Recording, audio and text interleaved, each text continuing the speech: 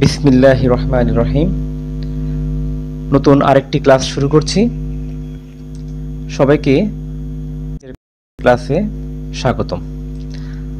আজকের ক্লাসটিতে আমরা right form of verb সম্পর্কে কয়েকটি প্র্যাকটিস দেখব ইনশাআল্লাহ। তো সবাইকে ক্লাসটি মনোযোগ দিয়ে দেখার জন্য অনুরোধ রইল। ইতিপূর্বে কয়েকটি ক্লাস প্রকাশ পেয়েছে, তো এই ক্লাসটি দেখার পূর্বে সেই ক্লাসগুলো দেখে আসলে কিন্তু ভালো হয়। রাইট ফর্ম ভার্বের একটি প্রাথমিক ক্লাস রয়েছে এবং আরও কিছু সহকারী ক্লাস রয়েছে। তো সেই ক্লাসগুলো যদি আমরা একটু দেখে আসি তাহলে এই ক্লাসগুলো ভালো বোঝা যাবে। কেমন? ওই ক্লাসগুলোর লিংক ডেসক্রিপশন বক্সে দেওয়া থাকবে ইনশাআল্লাহ, আমরা সেখান থেকে দেখে নিতে পারবো। তো আমরা শুরু করছি আজকে প্র্যাকটিস 1। কেমন? আমরা ইতিপূর্বে অনেক আলোচনা করেছিলাম প্রথম ক্লাসে, তো শিক্ষার্থীরা তোমরা সেই ক্লাসটাকে দেখে নিও। আর আরেকটি ব্যাপার হলো, এখানে সমাধানটা দেখার পূর্বে তোমরা চেষ্টা করবে নিজেরা প্রথমে সমাধান করার। কেমন? তারপর প্রয়োজনে মিলিয়ে নিও। আচ্ছা, প্রথমে আমাদের প্যাসেজটি একবার পড়ে নিতে হবে। Football is a favourite game in our country. তারপর দেখো লেখা আছে ইট অ্যারেঞ্জ বিটুইন টু টিমস। কেমন?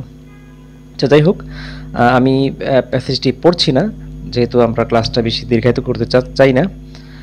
তোমরা মনোযোগ দিয়ে প্রথম প্যাসেজটা পড়ে নেবে। কেমন? আচ্ছা, আমরা সরাসরি এবার সমাধানে যাচ্ছি। খেয়াল করো, এই প্যাসেজের মধ্যে আমাদের কোথাও কিন্তু কোনো অতীত বাক্যের কোনো চিহ্ন বা নিদর্শন নেই। যেমন ওয়ান্স আপন এ টাইম, অথবা one day, last night, yesterday, previous day, এমন কোনো সিমটম কিন্তু এখানে নেই। তাহলে এই পুরো প্যাসেজটি রয়েছে আমাদের প্রেজেন্ট ফর্মে। প্যাসেজটি আমাদের প্রেজেন্ট ফর্মে রয়েছে। কেমন? এটা আমরা প্রাথমিকভাবে ধারণা করে নিলাম। ওকে, প্রথমে খেয়াল করো, football is a favourite game in our country. আমাদের দেশে ফুটবলটা হলো একটা প্রিয় খেলা। ঠিক আছে? আচ্ছা, এরপর দেখো ইট অ্যারেঞ্জ বিটুইন টু টিমস। এখানে কিন্তু কথাটা প্যাসিভ ভয়েসে আনতে হবে। প্যাসিভ ভয়েসে মানে অর্থাৎ এখানে খেলাটা আয়োজন করা হয়, খেলা আয়োজন করে না, খেলাটিকে আয়োজন করা হয়। তার মানে আমরা যদি এখানে অ্যাক্টিভ ভয়েসে ইট অ্যারেঞ্জেস দিয়ে যাই তাহলে আমাদের অর্থ কিন্তু মিলবে না। অর্থাৎ আমাদের এখানে প্যাসিভ ভয়েসে কথাটি আনতে হবে। অর্থাৎ আমরা প্যাসিভ ভয়েস মানে আগে শিখেছিলাম যে একটি আমাদের বিভার আনতে হবে এবং ভার্বের পাস্ট পার্টিসিপল ফর্ম আনতে হবে। তাহলে আমাদের প্রথম উত্তরটি হবে ইজ অ্যারেঞ্জড। আশা করি তোমরা কিছুটা বুঝতে পেরেছো। প্যাসিভ ভয়েস, কেমন?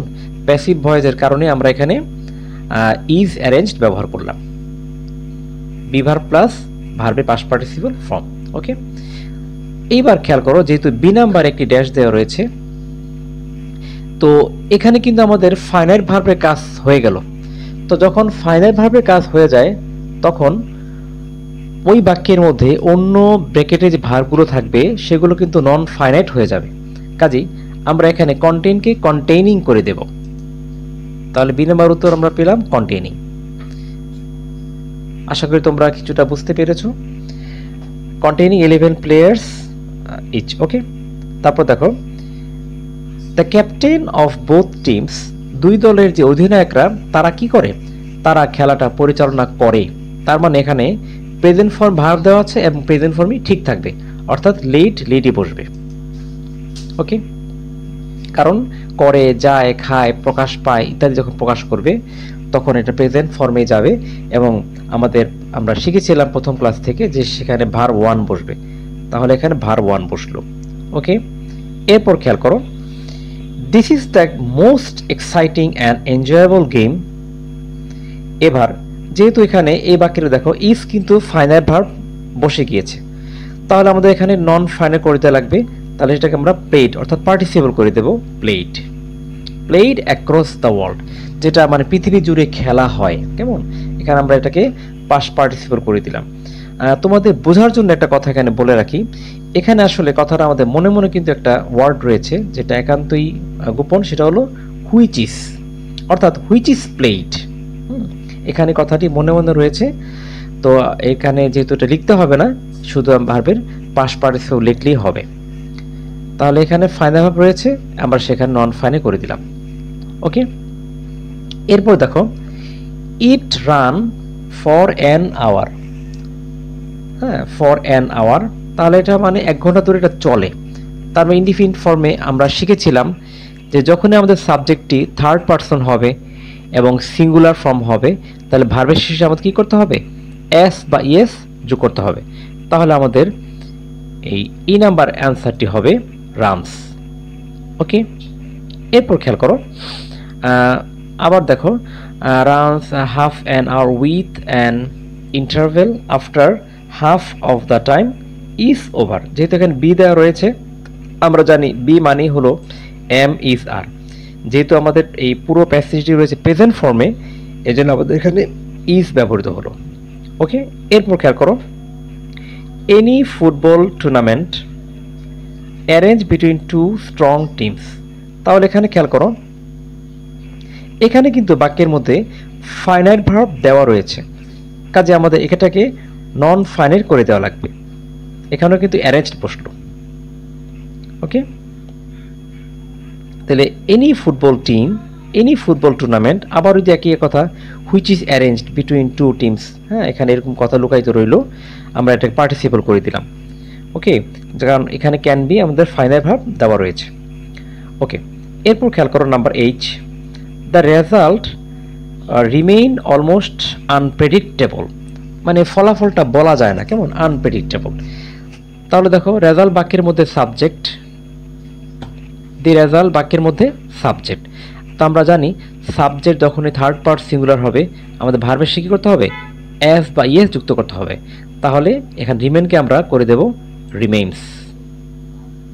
ওকে, আচ্ছা, এরপর খেয়াল করো any might won till the end because any team might win. এখানেও কিন্তু দেখো, যেহেতু আমরা শিখেছিলাম যে বিকজ মানে কমপ্লেক্স সেন্টেন্স, কেমন, তো এখানে মাইট উইন কিন্তু ফাইনাইট ভার্ব দেওয়া রয়েছে, কাজে আমাদের এই অংশে কিন্তু নন ফাইনাইট হয়ে যাবে। অর্থাৎ কোনো দল অন্য দলকে পরাজিত করতে পারে গোল করে, সেকেন্ডের মধ্যে, হ্যাঁ, উইদিন সেকেন্ডস, সেকেন্ডের মধ্যে গোল করে। তাহলে আমরা শিখেছিলাম যখনই এরকম করে, গিয়ে, খেয়ে, বসে ইত্যাদি প্রকাশ করবে, তখন কিন্তু সেই পার্টিসিপলকে আমরা সেটা কিন্তু জিরান করে দেব, অর্থাৎ ভার্বের সাথে আইএনজি করে দেব। নন ফাইনাইট ভার্বের একটা অংশ হলো ভার্ব প্লাস আইএনজি, কেমন। তোমরা যদি ফাইনাইট নন ফাইনাইট ক্লাসটি দেখো তাহলে আরও ভালো বুঝতে পারবে। তাহলে এখানে আমাদের ইউজ করা হলো স্কোরিং। ওকে, এগো এক গেল। আচ্ছা, দ্য রেফারি, যিনি খেলা পরিচালনা করেন, ইজ টু সি, তাকে দেখতে হয়। হ্যাঁ, তাকে দেখতে হয় কি, whether the rules and order is maintain. অর্থাৎ এখানেও কিন্তু কথার প্যাসিভ ভয়েসে, যে এগুলো মানা হয় কিনা, হ্যাঁ, খেলোয়াড়দের দ্বারা সেটা মানা হয় কিনা তাকে দেখতে হয়। এখানে কথাটা প্যাসিভ ভয়েসে আসলো।